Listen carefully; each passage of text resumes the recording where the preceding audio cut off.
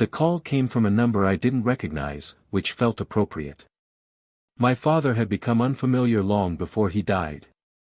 The voice on the other end was careful, administrative. Dates. Arrangements. A pause that invited grief. I supplied none of it. I said thank you and wrote the time down on the back of an envelope I would later throw away.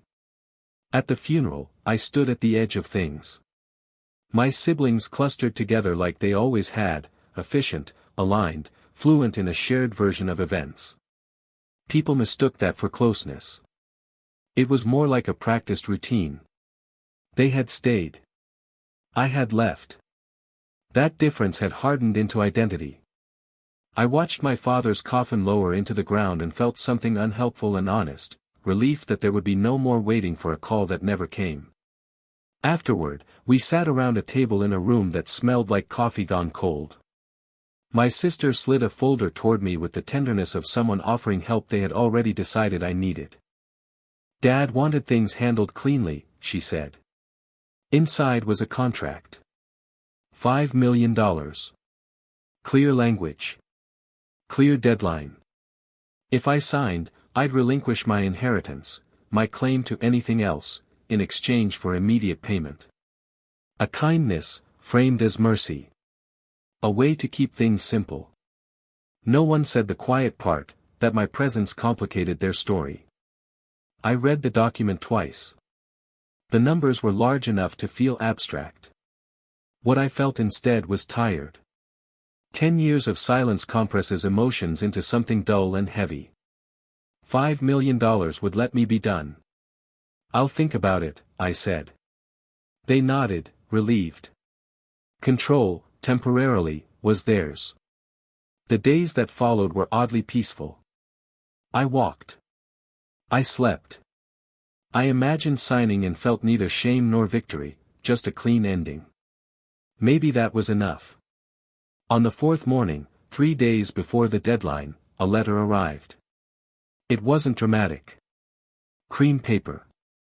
Formal header. The kind of envelope that carries consequences without emotion. The lawyer introduced himself and apologized for the timing. Then he explained, with precision and restraint, why the contract I'd been offered was incomplete. My father, it turned out, had amended his will 8 years ago. Not to punish anyone.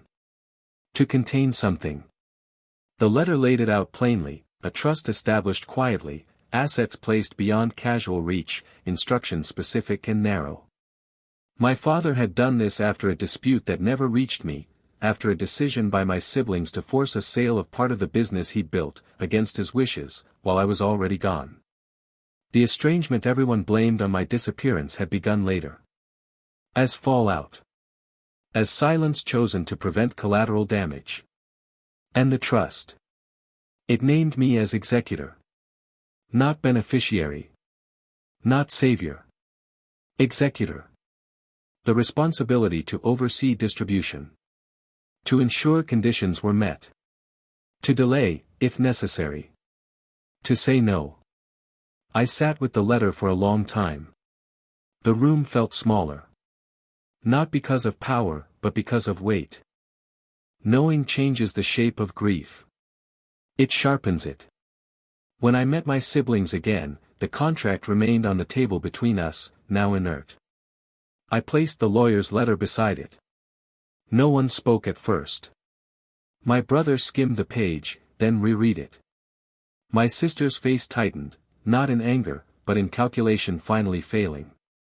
That's not, she began, then stopped. I didn't gloat. I didn't accuse. I told them I wouldn't be signing anything yet. I explained, calmly, what my role now required. What delays were permissible. What oversight meant. Authority, when it appears, doesn't shout. It clarifies. They asked why he hadn't told them. I said I didn't know. That silence has many motives and not all of them are punishments. Later, alone, I thought about my father differently than I ever had. Not redeemed. Not absolved. But dimensional. Capable of choosing restraint over repair. Capable of believing distance was safer than confrontation. I didn't feel victorious. The money no longer mattered in the way it had days earlier. What mattered was standing inside the truth, even when it offered no comfort. The deadline passed without a signature. Nothing collapsed dramatically. Relationships didn't mend. They shifted, unevenly, under the strain of facts no one could return. Grief, I learned, isn't resolved by inheritance.